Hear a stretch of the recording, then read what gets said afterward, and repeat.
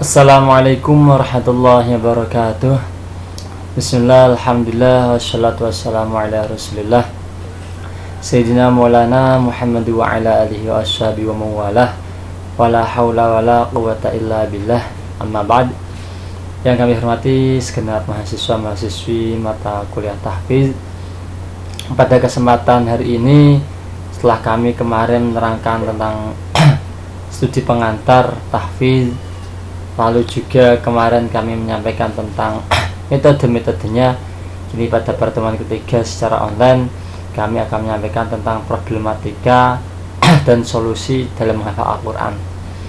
Pada konteks kali ini kita memang tugas dari kampus tidak hanya juz 30 kan, tapi pada kesempatan hari ini saya akan menyampaikan problem yang umum dihadapi oleh mahasiswa dan mahasiswi yang menghafalkan Al-Quran, baik itu juz 30 ataupun 30 juz. Untuk problem, banyak orang yang menghafal itu punya problem masing-masing. Tapi di sini kami membaginya setidaknya ada 4 problem yang ini sering ditemui oleh para penghafal Al-Quran. Apa saja itu? Yang pertama yakni waktu atau kesibukan. Problem ini hampir dialami oleh rata-rata mahasiswa yang statusnya ialah seorang yang banyak tugas, lalu satu minggu hampir setiap minggu mendapat tugas buat makalah, 1 makalah, 2 makalah ataupun lebih, lalu ditambah aktivis di berbagai UKM. Itu biasanya mengeluh akan kesibukan waktunya, belum lagi mahasiswa yang punya sambilan lainnya.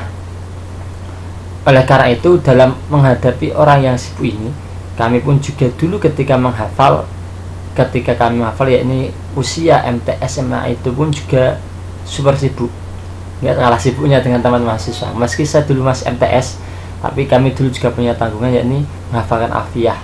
Itu kayak kata orang agak sulit. Kami juga ikut berbagai organisasi, Rebana, Mubarok, ketua OSIS dan sebagainya.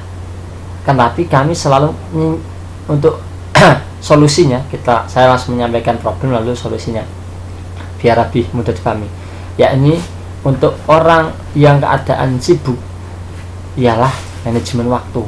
Kami dulu ketika waktu ba'da subuh dan waktu ba'da maghrib itu kami gunakan untuk membaca Al-Quran, untuk mengaji menderis Al-Quran. Kadang dulu ketika saya masih MTS, ini ketika masa PKS, Patroli Keamanan Sekolah, ketika jam-jam antara sekolah dan waktu PKS dimulai, saya menyempatkan baca Al-Quran dulu di kelas. Itu ketika kami masih MTS. Lalu ketika kita mahasiswa bagaimana? Biasanya antar jam kuliah 1 dan lainnya ada jeda waktu. Misalnya teman-teman kalau waktu contoh ketika jeda kuliah ataupun ketika istirahat zuhur, sempatkanlah membaca murojaah ataupun menambah hafal. Tapi sediakan waktu khusus, ini pagi atau malam, untuk membaca, membuat dan murojaah Al-Quran. Itu diantaranya solusinya. Yang kedua ini terkait keadaan ini bisa macam-macam, termasuk orang tua. Kadang ada orang yang nggak berani menghafalkan karena orang tua, saya biasa kok nggak menghafal Quran, kok saya menghafalkan Al-Quran. Ada satu cerita, yakni Ki Haji Munawir selaku pendiri Pondok Kerapiak dan juga beliau ya tokoh Al-Quran utama Indonesia. Beliau dulu ketika mondok di Mekah, beliau sebelum menghafalkan Al-Quran mengirimkan surat pada orang tuanya, yang intinya mohon izin pada orang tua untuk menghafalkan Al-Quran. Ketika surat itu sampai, zaman dahulu nggak seperti sekarang WA cepat, surat itu sampai, orang tuanya mikir, aduh kok menghafalkan Quran itu berat, kasihan anak saya. Setelah dipikir-pikir, kok masake seperti itu. Lalu tiba-tiba datanglah surat kedua, karena surat zaman dulu lama, perjalanan laut lama, yang menerangkan ternyata beliau dalam waktu yang sebentar, hanya beberapa puluh hari, beliau bisa hafal 30 juz. Yang surat kedua mengisikan bahwa alhamdulillah Pak Ibu, saya sudah selesai menghafalkan Al-Quran.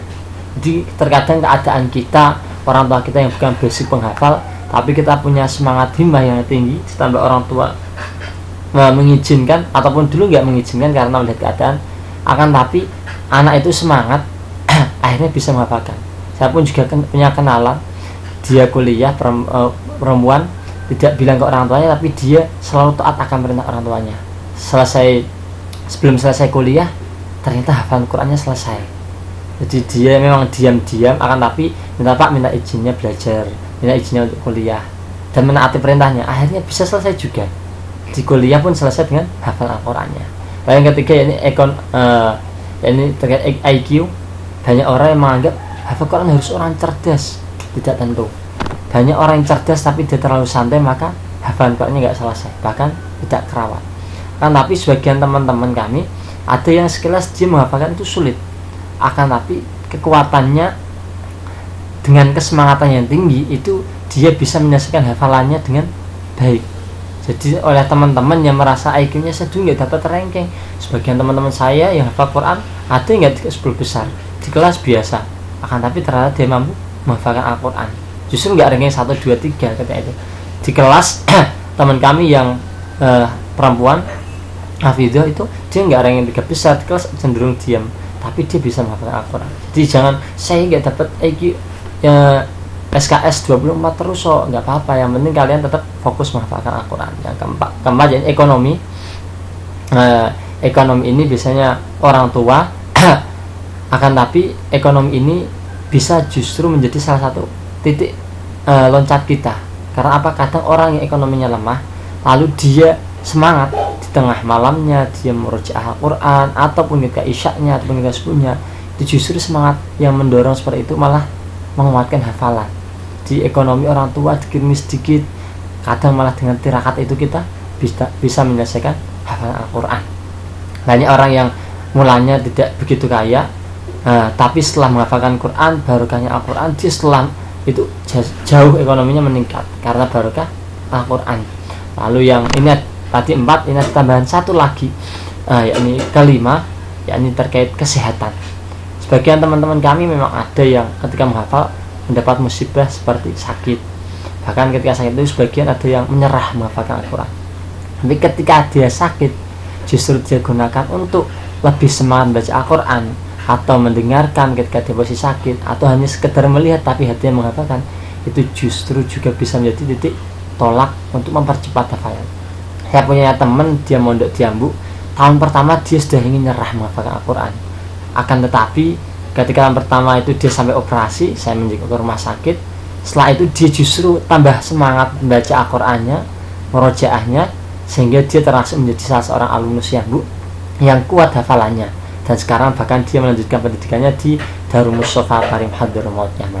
Jadi kita yang menghafalkan Quran ataupun minimal juz 30, sehingga problem itu jadikan sebagai titik tolak kita agar lebih semangat membaca Al-Quran, lebih semangat menghafalkan Quran. Karena apa? Orang yang menghafalkan Al-Quran itu akan punya prestasi yang tinggi dan akan punya posisi yang tinggi di hadapan Allah. Hani an mari an waridaka alaihima malabisa anwarna tajul hulah. Ini selain kita mendapat posisi yang tinggi, orang tua kita pun akan mendapat posisi yang tinggi kelak di akhiratnya, dan di dunia pun juga insya Allah akan mendapat keberkahan kita yang menghafalkan Al-Quran. Sekian dari kami. Wa'afu minkum. Assalamualaikum warahmatullahi wabarakatuh.